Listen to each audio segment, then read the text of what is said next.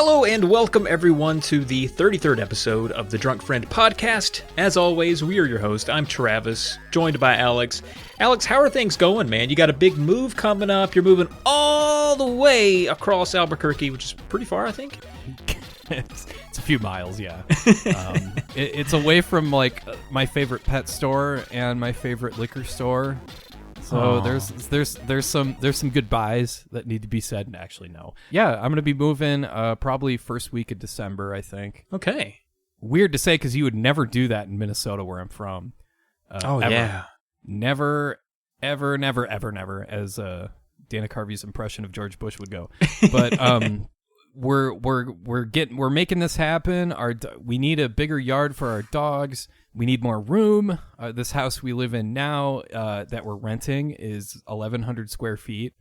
Granted, it's only me and my girlfriend, but and two dogs. But yeah, they claim their own space too. But and a yard is really small here too. But yeah, we need more room. We need some equity. We need to, the place we're trying to get into has an unfinished basement, which is very rare in New Mexico in general. Like anywhere, in fact, anywhere in the Southwest, having a basement is like pointless. Having anything underground is pointless. I don't know why. I don't know. It's just not necessary, I guess. But yeah, we have an opportunity to like make that a real thing. We can finish that ourselves. There's lots of improvements to have. So. Upward and onward and all that sort of stuff.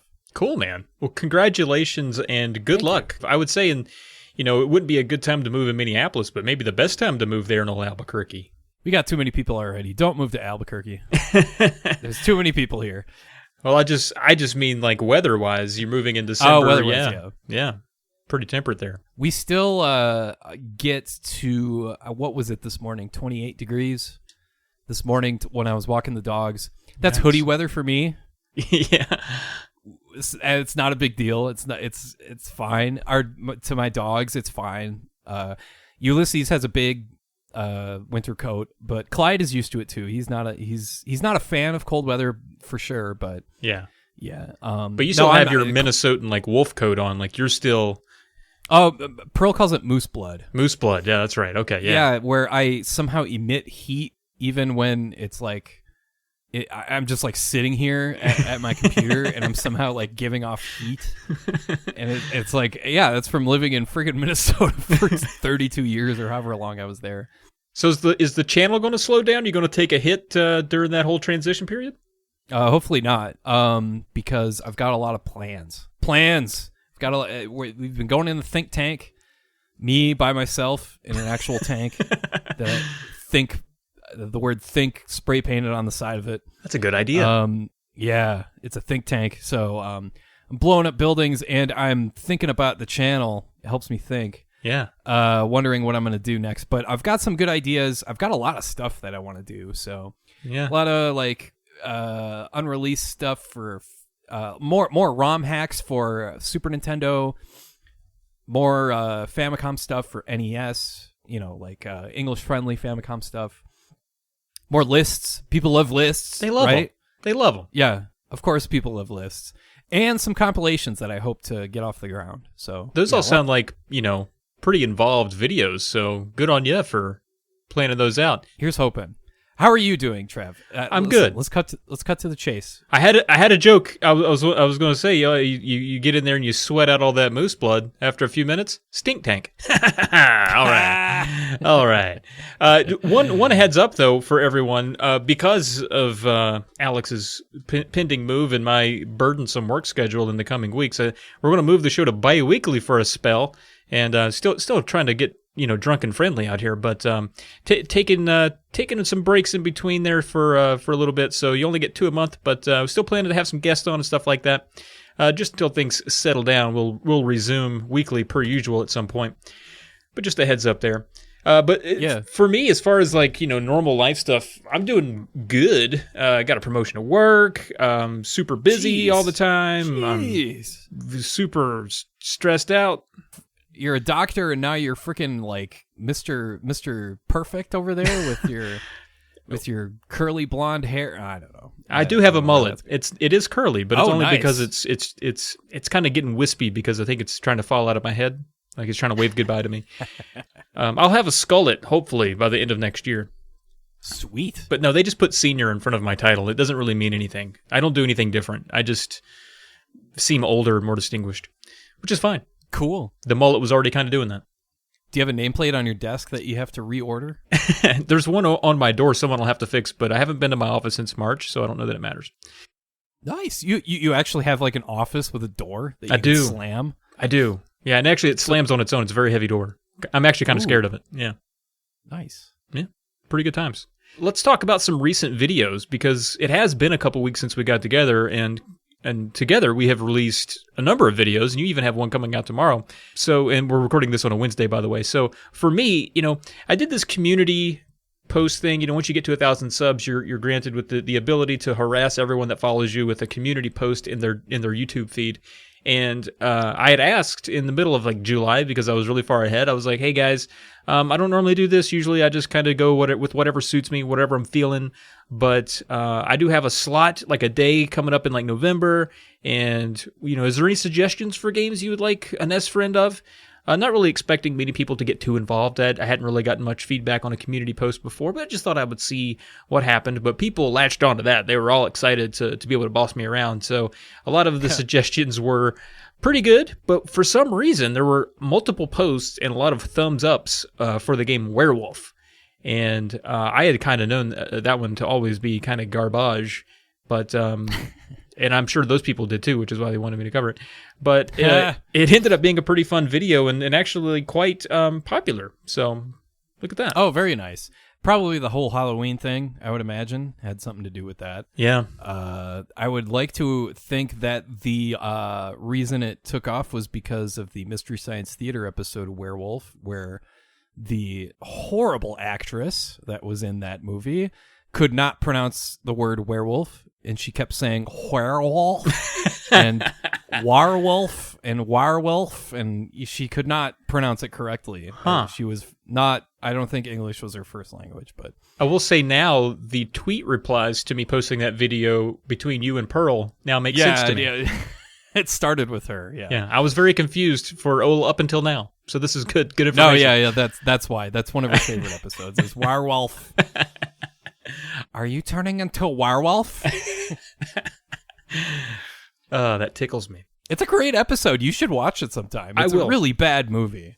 I do love that. I love shitty movies. I love shitty things. I loved Werewolf the game. It's pretty shitty. So look at me go. Well, I'll make sure to check it out then. You also covered Yokai Dochuki? I think that's how you say it. Yeah, Yokai Dochuki. Yeah, that's rough. I don't know how to say that, but that looked interesting to me. That was your video that posted today as we're recording. The bummer about that game, as you know, it looks interesting that in that it looks like kind of like a Goemon. It's like Namco's version of Goemon. That's a good point. Yeah, basically. Yeah, but why does like the top half of the screen have to be covered up with stats and a map? I know, and all that stuff. It sucks. Like that's such a bummer. I hate that kind of thing. Yeah, that would have been a good thing for me to point out, which is why you're the pro. But yeah, that would have been great for a pause menu to have. But instead, it's just hanging out with you the whole time. Even that pointless map. It's I mean, so the goofy. map doesn't have a cursor on it or anything. I was waiting for like something to move, and it doesn't. It's just there, and I'm just like, yeah.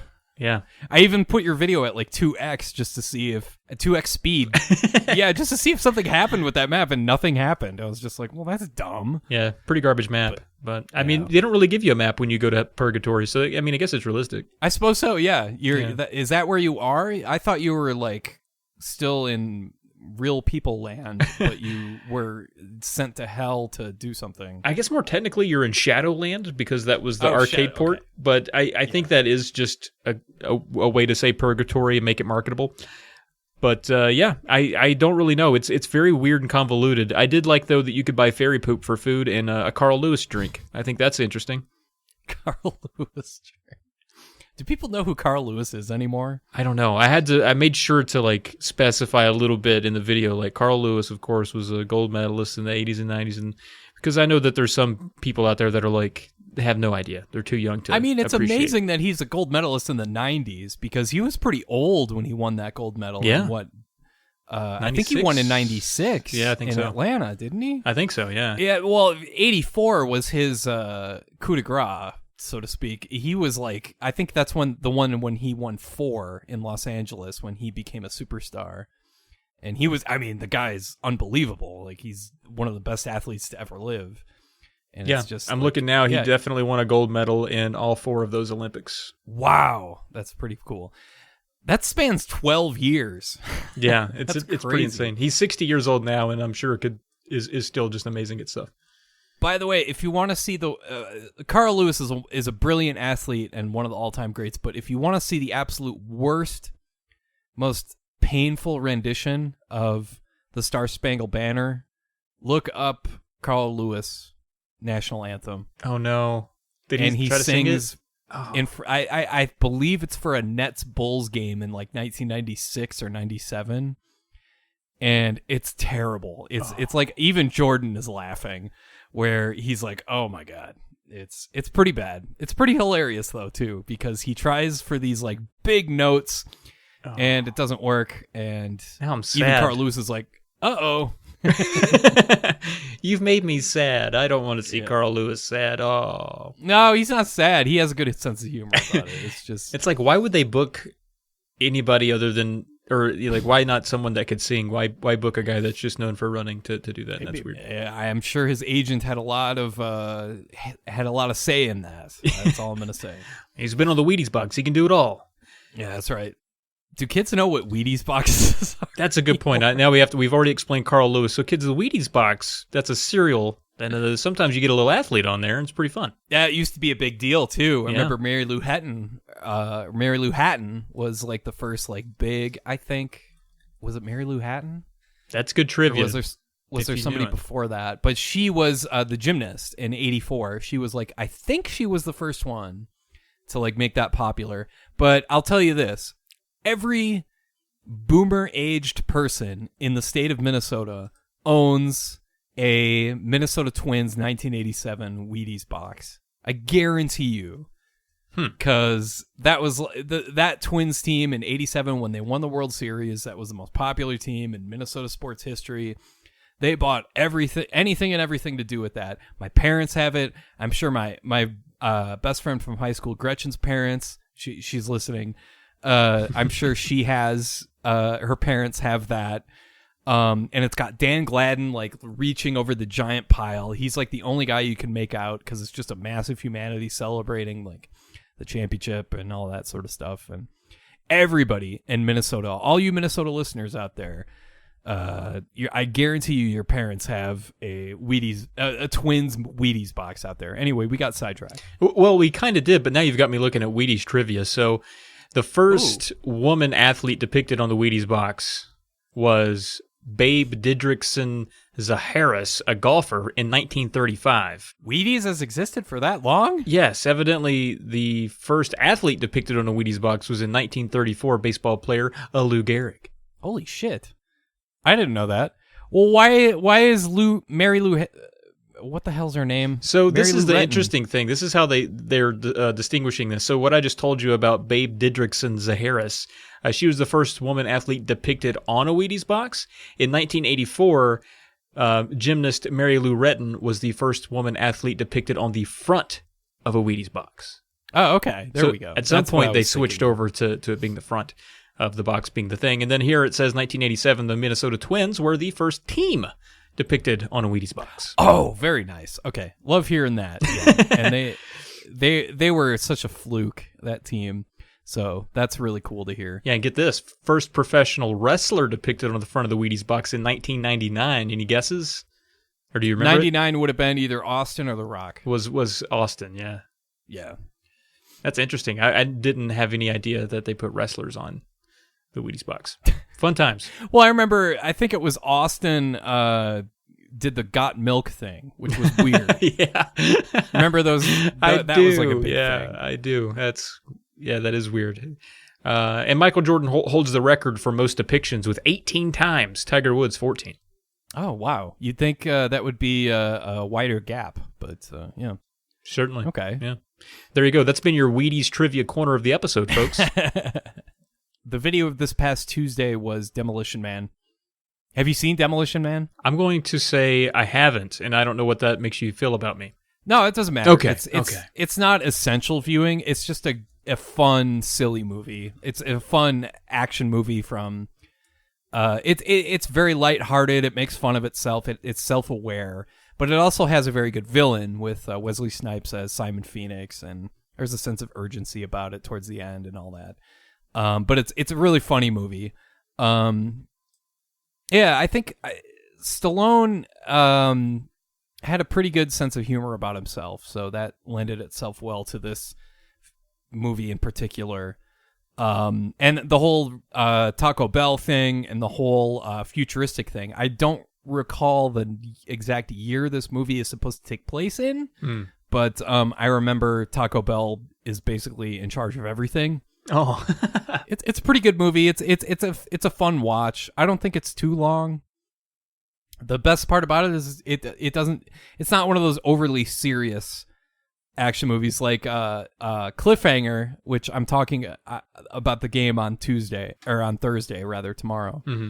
Cliffhanger is one of those movies it's your classic Sly Stallone, like, you know, like everything is urgent and everything is like on the edge of your seat, and it's just like, this is stupid. Like, you got John Lithgow chewing the scenery, you got Michael Rooker who just freaking out the whole movie. It's not good. I mean, it's fine. It's a good summer blockbuster. I kind of like that movie only because that cemented for me and forever that Michael Rooker is just a great villain. He's just such a good douche. He's not the villain in that one. Well, he's kind of like he's antagonistic for sure, though, right? Like, especially at the beginning. Oh yeah, he's a crazy person. Right, He's like yeah. the X Factor, I guess you'd call him. That's fair. And he's just like, every moment he's on the screen, he's screaming at the top of his lungs, and it's just like, what are you doing? Shut up! They couldn't hear their lines over all the helicopters that were in every scene. That was a running gag between me and my brother. Like, we would any movie we would go see in the theaters in the 90s, we'd be like, okay, how many helicopters are going to explode here?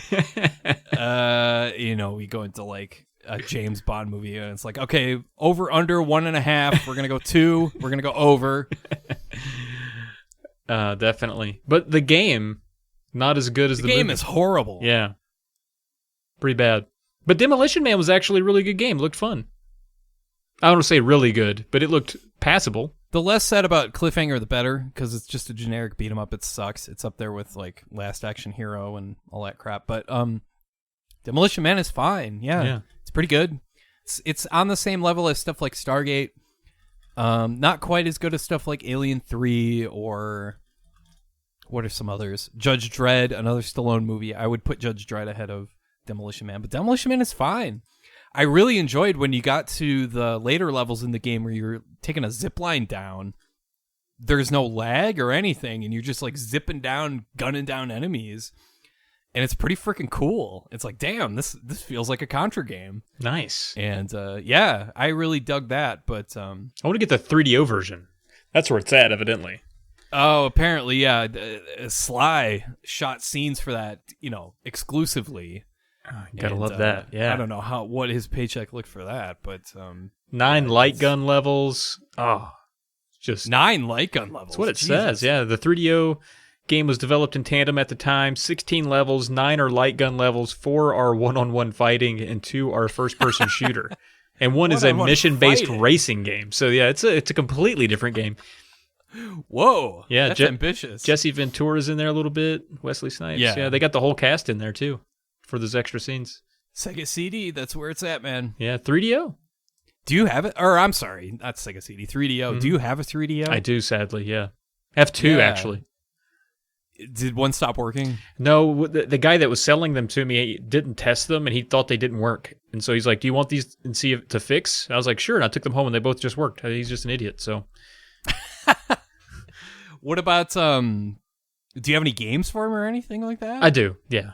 I don't have anything great. I have Road Rash, which is like supposedly one of the better ones. It's pretty fun. That's got the Soundgarden soundtrack. Oh, it's a good soundtrack, yeah. Then you got some, I don't even know how to say this.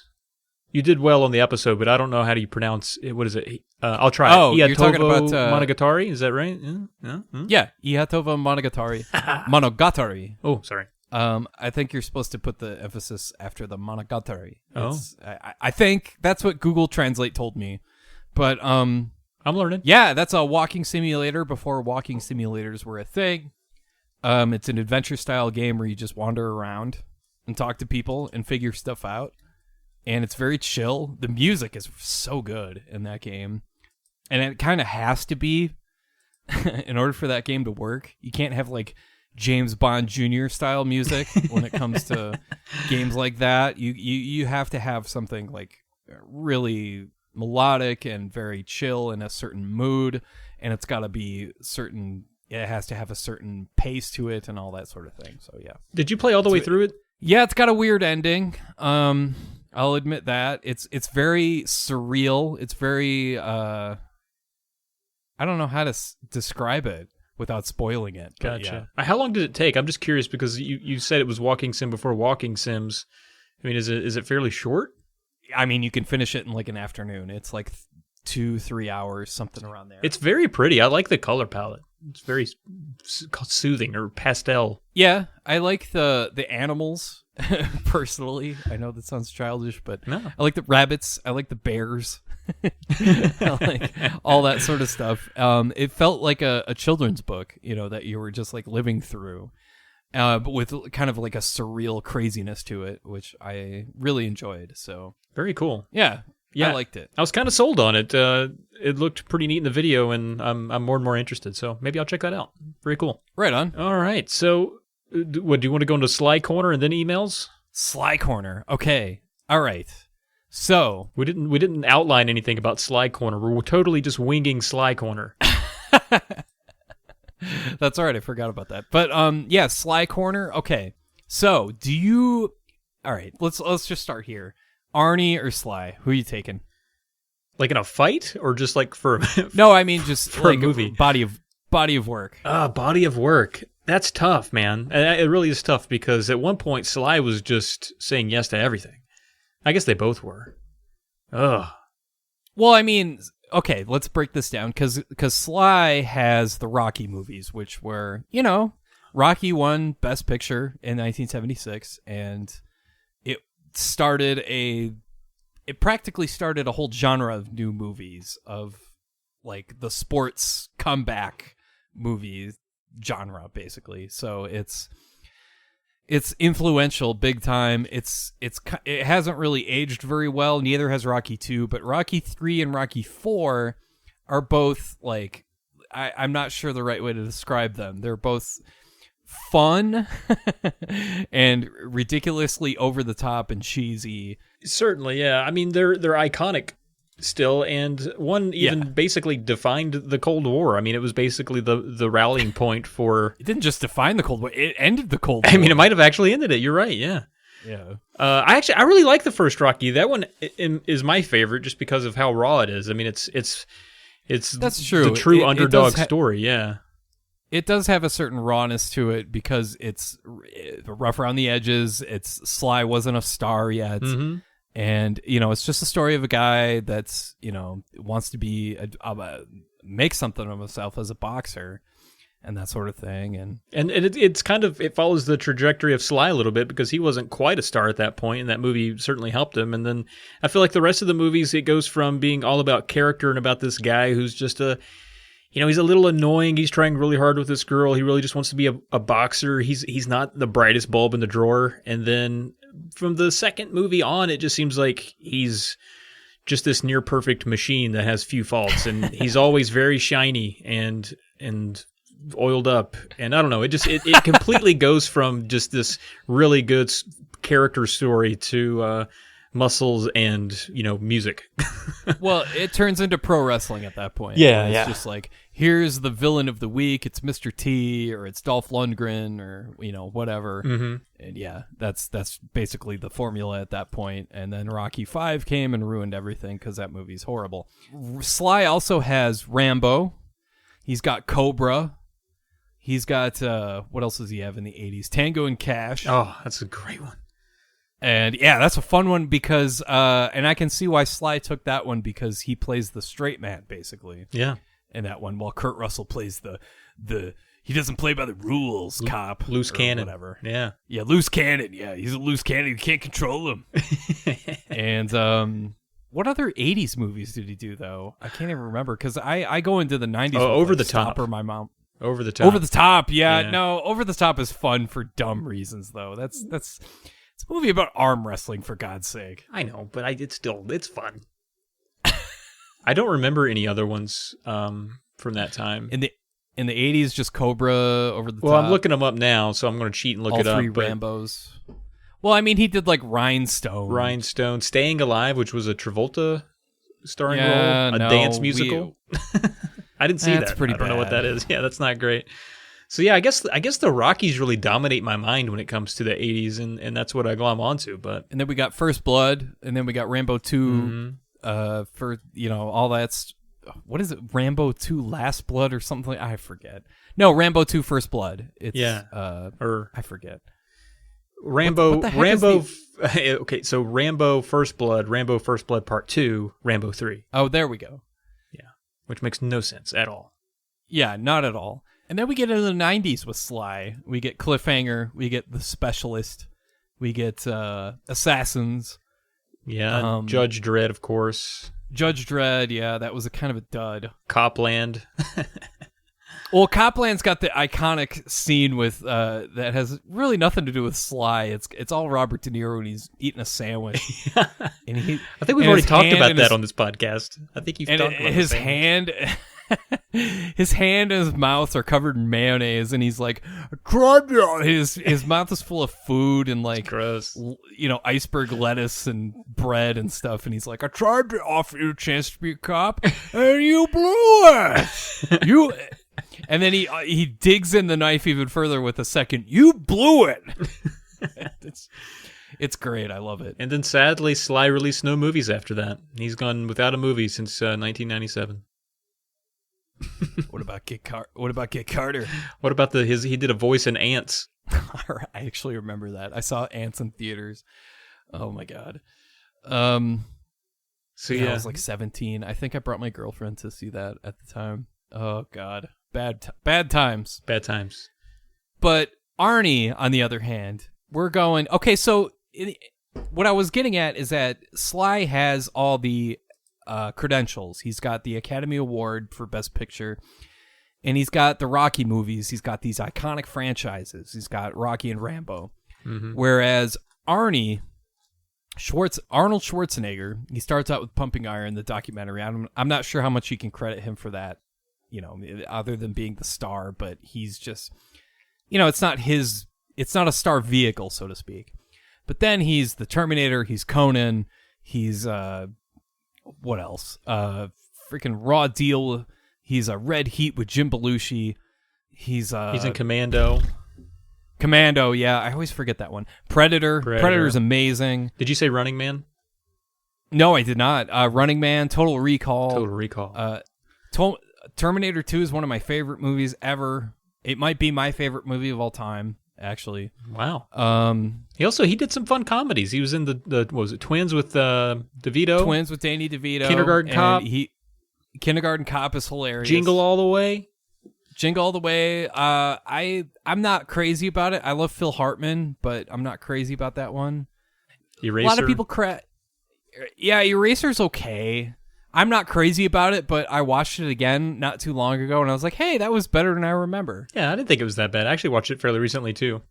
Yeah, James Caan is the villain. He's a good villain. And I thought it was fine. And we've got, what's her name? Tia Carrera in it, too, right? Was it Tia Carrera? Vanessa Williams? Or Vanessa Williams, I'm sorry. I'm thinking of True Lies. I got her mixed up with True Lies. Junior, that's another one of the funny ones, if we didn't say that one already. I have not seen Junior, so can't comment on that. It's goofy. Really? Arnie getting pregnant is goofy? Pretty goofy. Are you sure? Pretty goofy. Can you check your sources on that? There's a few in here I've not seen, like Red Heat. I've not watched that. That's with Belushi. It's kind of mediocre. Like the big action scene at the end is like an 18-wheeler jackknifing and slamming into like a warehouse or something, and then it explodes. It's like the whole movie leads up to that. It's like, whatever. I didn't watch End of Days. I saw End of Days in theaters with my dad. That was creepy. Yeah, I bet. It was the first one Arnold movie that he did that was kind of occult, and I'm not saying that right. I don't care. Occult, but I don't know. Yeah, I don't know either. But yeah, that was a weird one.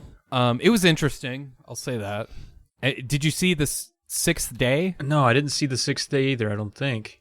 No, I've not seen that. That one wasn't very good. It was kind of it's clone stuff, and it's not great. But yeah, he definitely leaned into the sci-fi a lot more than Sly did. Yeah. Oh yeah, that's a good point. Yeah, Sly wanted to stay in reality. Yeah. Arnie wanted to be on Mars, basically. For sure. Yeah. Get your ass to Mars. So I think in comparing the two, I still, if we're comparing just the 80s, that's still tough because I feel like Rocky's just really strong. That's just strong series right there. There's some iconic films, but in the 90s, I think you got to give it to Arnie. To Arnie, yeah. Last Action Hero, True Lies, and Terminator 2 puts him over the top for sure. Yeah.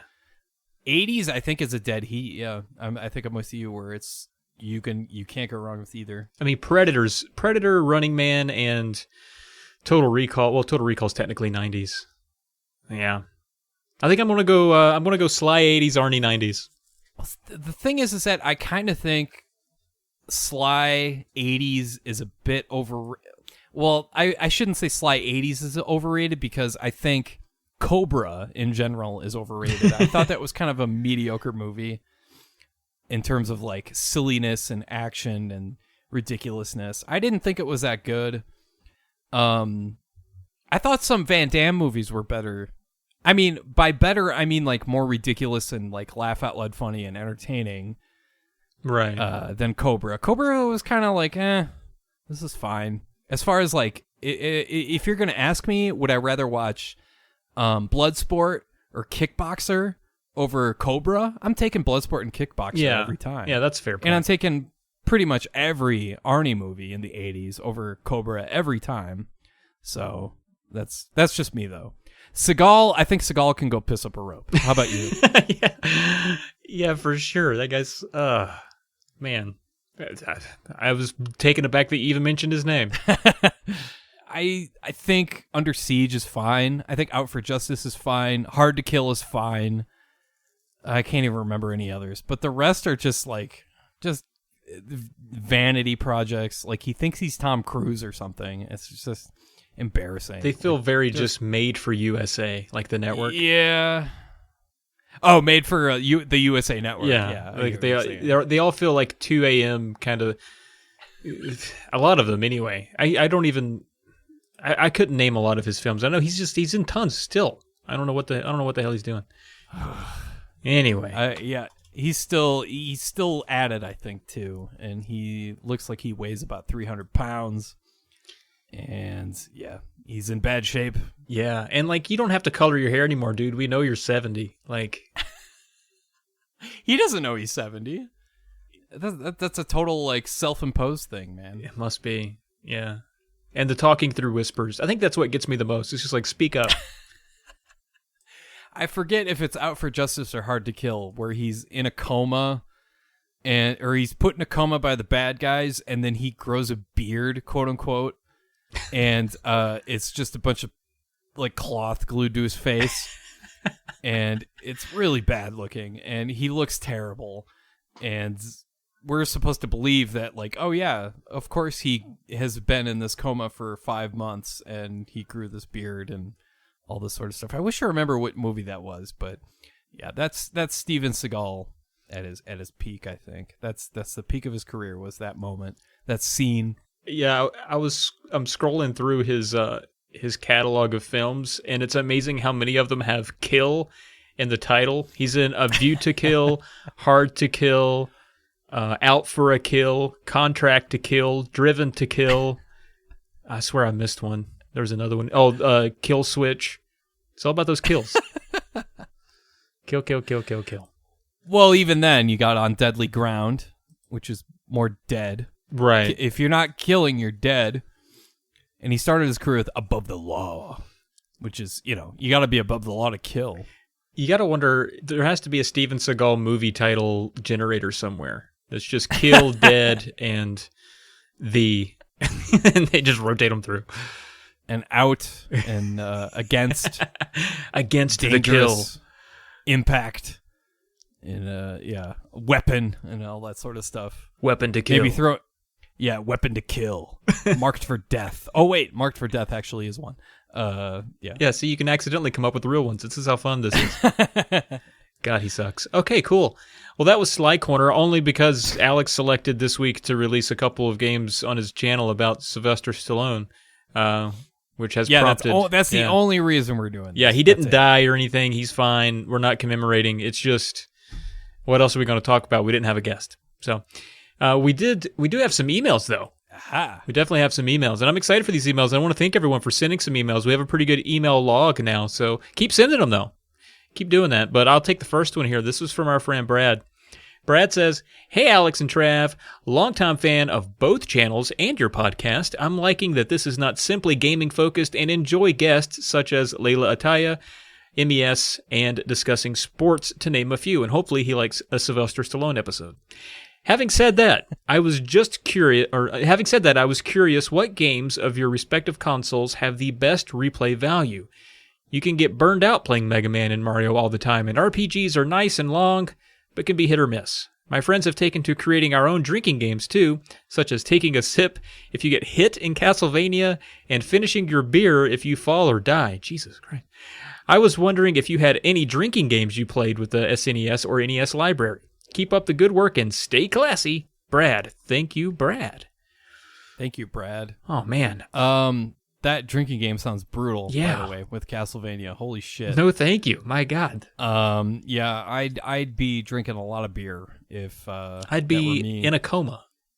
Yeah, that would be bad news for me. But as far as replay value, I think multiplayer games have a lot of replay value when it comes to like Goof Troop or Smash TV, or where both players are on the screen at the same time. Contra 3, that sort of thing, is always really fun to have somebody new play the game that's not familiar with it. That always, it's almost like you're playing the game yourself for the first time. Yeah. So I really like that.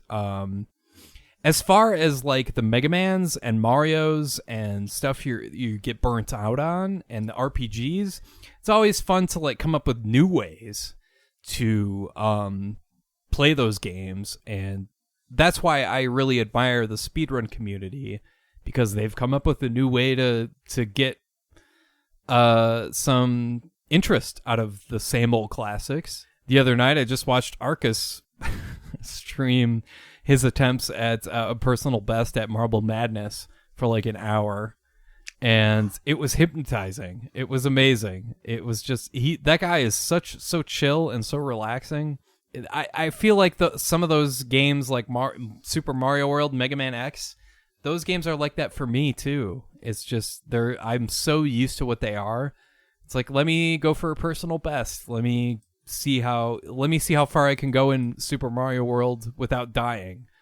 Taking a direct route without using the Star World to get to Bowser's castle. Let me just like go all the way through.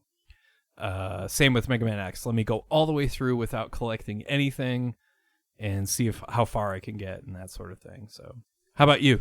Yeah, I think what you said with multiplayer games was kind of what I was going to go for. I think things like the Turtles beat 'em ups, not the first one, but if you play the arcade game or the third one, I think that has some replay value. Jackal is another one that I have personally played a few times just because I like, when people come over and they want to play a game with me and they want to play on the NES or something like that, I think it's a fun one to play for two people, especially if someone's not like really good at it.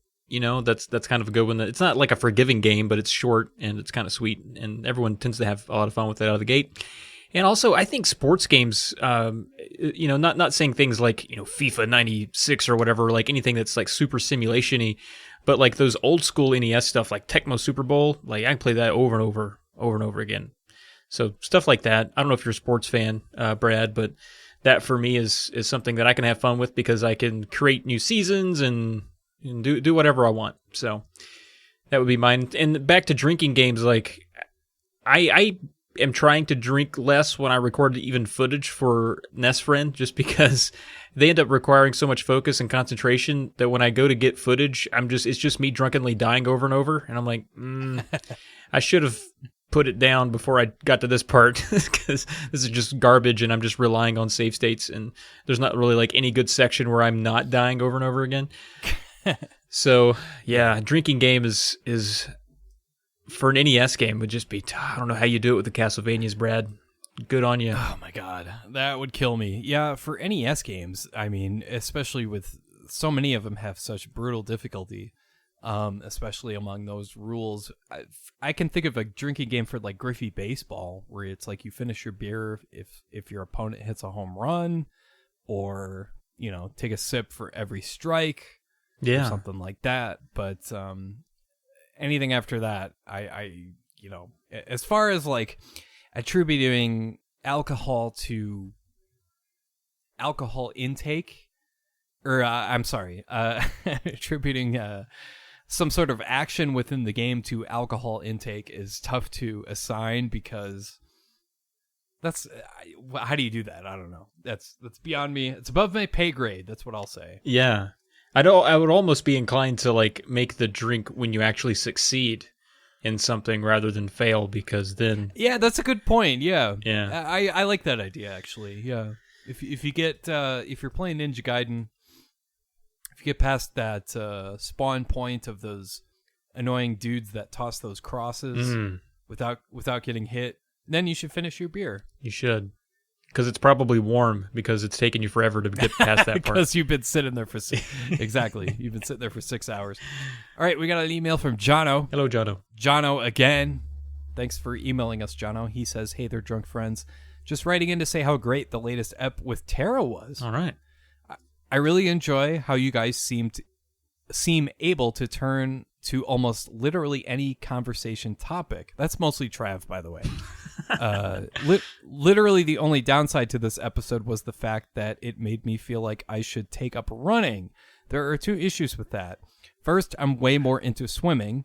Secondly, I remember the last time I took up running and was swiftly reminded of the fact that my misspent youth was unkind on my right knee. And as a result of my adventure in jogging, I spent the next day with a pirate-worthy limp. Arr. So if you guys can find any swimmers to chat to, that'd be aces, as Billy Bob Thornton would say in Fargo. Have a great weekend, Jono. I'm wondering how... I've never heard anyone blame an injury or anything on a misspent youth. I think that's a very interesting way to word something. Like, what was he doing his whole youth with his knee that now it just... Was he just playing catcher, maybe? Is that it? That could be it. Maybe. I don't know. Maybe he was like a shoeshine boy, like the 1920s. Yeah. And he was just like on his, like crouching, like shining people's shoes. It's like a chimney sweep in Britain. Yeah, like chimney sweep. Yeah. Yeah. Maybe he was doing that. I don't know. Well, John, I'm sorry about your knee, buddy. But swimming's better on the joints. I do agree. And hey, I mean, swimming is way better. Yeah. I would much rather swim than run if I had the choice. If I could get a pool that I could swim in and not around other people during a pandemic, I would totally take up swimming. But Jono, we don't know any swimmers, so if you know one who's interesting, let us know. I'd talk to a swimmer. I got questions for swimmers. Yeah, Michael Phelps, bring him on. Michael Bigweed Phelps. That's right. But no, seriously, I am interested in people that do anything awesome. So if there's an awesome swimmer out there, pass them on. We don't care. If they're interesting enough, we'll talk to them. Right on. Okay. Sorry about your limp. Also, Jono, hope that gets better. All right. So we got another one here from someone who simply goes by Jay. He says, "Hello, Alex and Trav. I'm a listener, and I have a question. What old school game, however you define it, did you play purely for the multiplayer, back when multiplayer tended to be an afterthought? Do you have experiences where a game's two-player mode turned out to have more to it than even the developers may have imagined? For me, it's Metal Warriors on the SNES. In middle school, my best friend and I put 100 hours into it before I ever touched the main story mode. We knew the mechs and stages inside and out and rented it almost every weekend for a period. It was our Smash before Smash. Jay. It's a good question, Jay. I think for me, I was an only child, and I didn't really play many multiplayer games, so I feel like I have a huge blind spot to that experience. But the only time I can remember like playing multiplayer games was not. I mean, it was during the time where multiplayer was becoming a thing. Like during, I would say, like the N64 made it a little easier. You had 4, controller ports. GoldenEye was kind of made for it, and things like Twisted Metal. I played that. But anything before that on like my Genesis or Super Nintendo or NES, I don't remember playing a lot with other people, unfortunately. What about you, Alex? I'm sure you have brothers and stuff. You probably played a ton. Well, I remember my brother refused to play Secret of Mana unless his friend Jason was over. And because when you start playing Secret of Mana, you eventually get, you start by yourself and then you eventually get the girl. Then she leaves and then you get the sprite and then the girl again. Spoiler alert. Oh, man. But, yeah, and it got to the point where he got so frustrated with the computer AI, he was like, I'm not going to play this again until my friend Jason is over. So that was his thing. So I'll always associate multiplayer with that game. For me, I was not lucky enough to play Metal Warriors. Holy crap, that would have been awesome, though. Yeah. I think it was just like most beat 'em ups. Any beat 'em up that had multiplayer. I think Battletoads did. I think Battletoads and Double Dragon did. Final Fight 2 was the first Final Fight game on console that introduced multiplayer. Any sort of like beat 'em up, simple gameplay stuff that allowed anybody to play alongside me was always welcome. And it's like, oh, hey, I can have you play this because I don't have to teach you how to play. You can figure it out yourself because it's really simple. You know what I mean? Yeah. Like, whereas with like Griffey Baseball, it's like, what's baseball again? How do I play? How many outs are there? It's like, God. And that's a pain in the ass. Whereas like, okay, punch the guy that's coming at us. Right. It's much easier. That's so, true. Yeah, it's mostly beat 'em ups like Turtles in Time, Final Fight 2, that sort of stuff. I did have a memory though of maybe kind of what he's moving toward, which was like unintended multiplayer fun. Where I remember my cousin and I, this is more the PlayStation era, but my cousin was a little younger than me, and we grew up in the Appalachian Mountains. We were born and bred to enjoy a little bit of NASCAR. So we had NASCAR 90-something on the PlayStation, and I remember we would only play it multiplayer just so we could turn the cars around and just wreck the shit out of everything. And we would do that for hours. We did that we never went forward in that game, I don't think. I think as soon as it started and it gave you a coasting start, we would just immediately slam on the brakes, go in reverse, and try to go as fast as we could and wreck every other car. So that was maybe a good example of what you're talking about. Now we're just talking about like how do you screw up a game beyond what it was intended to do. Right. And with Doom, that's the best for that, where you run through a room in Doom and then you type in, when you're playing Doom for PC, for me it was Doom 2, but you type in ID clip on your keyboard, and then you can clip through. You just get all the enemies' attention. You back into the wall, and then you can watch all the enemies slaughter each other, and it's just the best. Hell yeah. Hell yeah. I love that. Hey there, drunk friends. First off, congratulations on the continued success of your podcast and both of your channels on YouTube. Thank you. Mm-hmm. The hard work of both of you, both into podcasts and channels, definitely shows.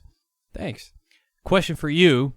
Which NES or Super NES game tells the most detailed and or intriguing story to you? Trav, I'm interested in your response. We know Alex is going to say Chrono Trigger. Ha ha. I can answer that now, I think. I'm going to say Ninja Gaiden. Gaiden on the. Oh, nice! Yeah. There you go. Yeah, that's a good answer. Actually. Great cutscenes, Yeah. pretty good story. If you're able to make it through, I had to just watch the cutscenes on YouTube to see it all because I can't beat that game. But yeah, it's a good story. It's a really good. It's a very well structured game because it gives you incentive to keep going through those frustrating parts. Yep. That are ridiculously difficult, like the respawning enemies and all that sort of nonsense. But yeah, I would say Chrono Trigger, obviously. But yeah, Ninja Gaiden's a very good answer. So, and then he goes on to say, side note, Alex, I actually picked up a 3DS and bought Chrono Trigger to play it because of you. Wow. Mm. And you're a high opinion of the game. Wow. Wow. So far, I'm not disappointed. Wow. Jeez. I grew up a huge Illusion of Gaia and Secret of Mana fan. Both of you have a great day. William Chicago. All right. I don't think Chicago is his last name. I think he's from Chicago. I'm just speculating. Yeah. But... I mean, if his name was William, his name is now for us William Chicago. Thank you, William Chicago. Well, I think I should sum it up to Bill Chicago. Bill Chicago, of course. I think that sounds. I mean, better. we're friends with him. We can say that. Yeah, exactly. Yeah. Well, that's cool, man. You inspired yet another person to try and play Chrono Trigger because you were also my, I guess, inspiration for getting into it. So there you go. You're a Chrono Trigger. They should hire you. Well, I hope they don't because I get just as many people saying like Chrono Trigger's overrated. But I will say that the extra content that the 3DS version contains is a little non-essential. I'll say it's not that great. I would recommend just sticking with what the regular game has. The extra endings and all that sort of stuff are awesome. They're super fun. But as far as like the 3DS exclusive content, it's not all that great, unfortunately. Bummer. But, yeah, that's what NES. I mean, are there any other games that come to mind that tell any sort of story to you that stand out? I mean, Ninja Gaiden's one, but yeah, it's kind of tough, right? Because the narrative was just shoot in to a lot of manuals and never mentioned in the game right. a lot of the time. I think you'd have to look at things like probably the easy go-tos would be like Final Fantasy and Dragon Warrior. You know, they have some decent narratives. River City Ransom is probably not too bad. There's some story elements there. But yeah, for the most part, it's not real deep. And there's a lot of games I haven't played that people say have decent stories. I just haven't. I don't have that firsthand experience with it. But yeah, it's definitely not its strong suit for the system with story. Crystallis is probably decent. It's more fun, I think, than it has a good story, but it's good enough. Golgo 13. Those games. Golgo 13 is amazing. Yeah. The both those games. The second one's called the Moffat Conspiracy. Mm-hmm. I can't remember what the first one's called, but it's just the top secret episode. Golgo 13. Oh yeah. Both those games are those were like a revelation to me not too long ago, like a few months ago, where I first played those. I was like, holy crap! Like, where did these games come from? Like, they're just. I never saw them in Nintendo Power or anything. They were just. Yeah, very interesting, very involved, and very very different than what I was used to. That's for damn sure. Yeah, definitely. I've heard people say that like Princess Tomato and the Salad Kingdom has a fun story.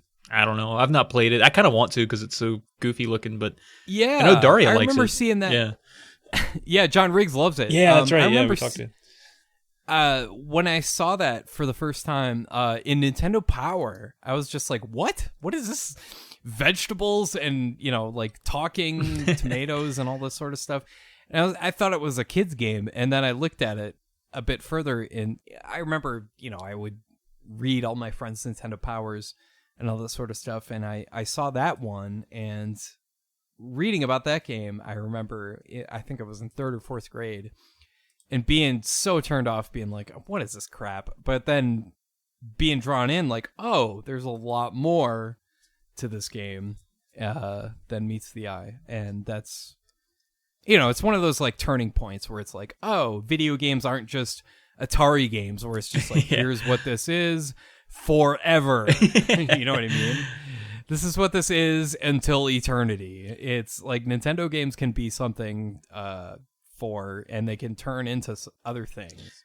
You know what I mean? Yeah, and they had the ability to like twist to the story in the game where, you know, there would be something in the manual to kind of get you started, and then something could play out in the game, and you'd get to the end and there'd be a resolution. But like the Atari stuff, like the manual would literally be the only story you got. To be like, Rick Silverspoon's going to fly his spaceship to the blue planet to save his lover from the Draconians. And then you get to the end of the game and it's like, I guess that was what I did. I guess I did that.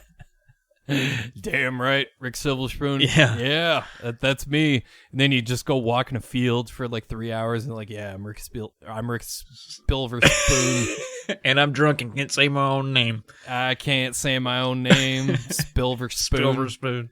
Well, so because we just did our last email there from Bill Chicago, thank you, Bill. We and we don't have a guest, I guess, and we've already done Sly Corner. We do have some listener questions, and a lot of you out there asking, like, hey, what's the difference between emails and listener questions? Well, I'll tell you. They come from a different place, and emails are longer. So that's the big difference. So our first listener question is from Samurai Sam. I don't know where this came from. I don't know where Samurai... Is this a Patreon, maybe? Yes. Okay, Samurai Sam from the SNES Truck Patreon, he asks, if you could drastically lower the price of one expensive retro game, which would it be and why? And I feel like the why is always, that's just so I can buy it. But I'm going to say like either, and because I'm a collector, this actually does kind of matter to me. If you're an emulation person, you don't care. But like Little Samson or Snatcher would be great just so that I could possess them, and they're also good games. They're not just collection fluff. They're not like stadium events where it's like, it's dumb. Right.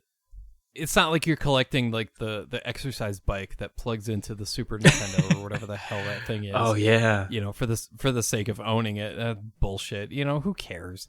But yeah, I'm the same way. Yeah, Little Samson, that's good. That's a good choice. Snatcher, good choice. For me, it would probably be Evo. Oh. Search for Eden. I don't own that cartridge. I just because I would have loved that game if I were a kid. It's the classic case of a game where it's just like you sit down with it at first and it's like, okay, you just sit around and eat fish, and then you get that menu pop up and you have to make choices. It's like, what do I do? And then you see your fish change once you do that, and it's like, oh shit, like this stuff matters. Okay, I'm gonna eat more fish and make more choices and do more stuff, and it's super fun. I need to revisit your video on that one. It's been a while, but I do know that one's one of the top dollar ones on the system, right? Yeah, it's over to. I think it's close to $200. Yeah, I really want that one a lot. So, just for fun, you know, just for the childhood aspect of it. It has nothing to do with collecting or anything like that. I'm kind of done with that without, you know, sounding. I hope I don't sound like a snob saying that. But no. I actually don't want anyone to collect for a couple reasons. One, it's like it costs a lot of money and it's dumb, and I can't stop myself from doing it. But two, if you stop collecting and sell your games, I can get them. So, nah.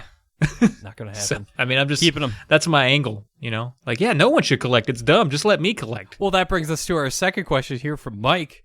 Should every copy of Bill Laimbeer's Combat Basketball be tracked down and thrown into the same landfill Atari threw all their unsold copies of ET? The answer is no. No, because then the game would become rare. Oh, that's a good point. And then people like Trav will start freaking tracking them down and collecting them. Yeah, and then I'll get to brag about owning one, which no one wants to see. Yeah, I would do it. Horrible. And that he goes by William Lambier. It's a switcheroo from Bill Chicago. God damn it. That's terrible. Boo. You know, maybe not Bill Lambier's basketball, but I don't know. I can't think of a game I hate that bad. I don't know that I hate a game as much as you maybe are playing it up a bit, but dramatically hate Bill Lambier's Combat Basketball. I don't know that I have. I don't think I have a Bill Lambier's Combat Basketball. I mean, I do have Bill Lambier's Combat Basketball, but I don't have an NES equivalent. You got to come up with one for your character. The people need to combat, or I'm sorry, people need to comment right on your channel saying like, well, at least this wasn't such and such and such and such. Yeah. Blah blah blah blah blah. Is that getting old yet? Do you get No. a comment every video that says like Not every video. Every like once a month or so. That's or still a like lot. a few times a month or so.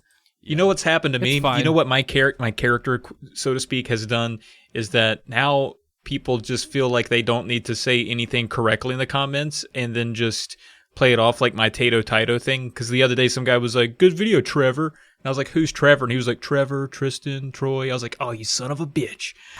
He got me. I'm getting played. Well done. Yeah, I know. It was actually very good. I was upset about it, but in a playful way. Hans Gruber. It was Hans Gruber that did it. Well, he would do that. Why wouldn't Hans Gruber do that? He's not going to hold a bank for hostage for money. Then what else is he going to do? When I saw it, I said, "That's such a Gruber move. Such a Gruber move." Groovy move. Yeah, that's what I said. But yeah, man, every 2 weeks for a little bit here on the old Drunk Friend, and this is going to be a shorter episode, but I think people got what they wanted. They got plenty of Ness and SNES talk. They got some Sylvester Stallone talk. We squeaked in some Arnold and some Seagal for free. So I think this is a this is an action-packed episode. I think people should enjoy it. Hopefully they did. All right, everyone. Well, that has been another Drunk Friend podcast. As always, you can reach out to us with questions or comments at drunkfriendpodcast@gmail.com. We might even read it out here on the show. And I will say, if you want to hear more podcasts from our crew, please head on over to polykill.com and poke around, and I'll expand on that a little bit. We've got some new podcasts over there, Alex. We got Indie Quest. So if people are interested in indie games, we got a couple guys. My co-host from Polykill is on there. Josh Leslie, who does our logo, is also on that podcast talking about indie video games, and it's really good. It's really, really good. Get learned on those little bite-sized games that don't get a whole lot of recognition, and you talk about hidden gems. That is where they're at. So please check out that podcast. And also Petey, Michelle from Petey's Power Hour. She used to just be someone who emailed the show. Now she's a podcast superstar, and she has a whole podcast series about alcoholic beverages. And she has interviewed me. She's interviewed Alex. She has interviewed, she has some interviews coming up with Caleb and our friend Musty Hobbit and Pam of Cannot Be Tamed. So she might be overtaking us pretty soon. So we should be on the lookout for Michelle. Maybe we should try to sabotage her, actually. And Tales of the Lesser Medium, which is a podcast where Caleb and I make fun of video game narratives, and it's a lot of fun. So please go over there and poke around and check out some of those shows, would you? Yeah, Michelle's going to take over us, and I'm pretty nervous about that. But if email isn't your thing, it's no big deal. But if you would still like to contribute, a rating and review on a podcast app of your choice will help us out big time. So do it! God damn! Do it! Oh, man. You reminded me of my father, and I miss him so much. You can find us all on social media. I'm on Twitter at TravPlaysGames, and Alex, he's over there at SNESNRUK. Am I? I almost called you SNES friend. SNES drunk. Well, I am a SNES. Are you telling me I need to go out and commandeer SNES friend on Twitter and SNESfriend.com before somebody else takes it? Maybe. That way you can just be my son of a bitch. You're going to take that before I do. As always, or wait, is that your line? No, you're blue.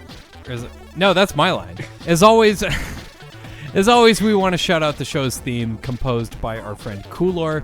The track you hear is called Electric Starbounce, and you can find a link to more of his music on the Buzzsprout podcast page. We also want to thank Josh Leslie, as always, for our thirst-quenching logo. Thank you, Josh. Be sure to catch us on YouTube, and thanks for listening. And we hope you have a great rest of your day. Cheers!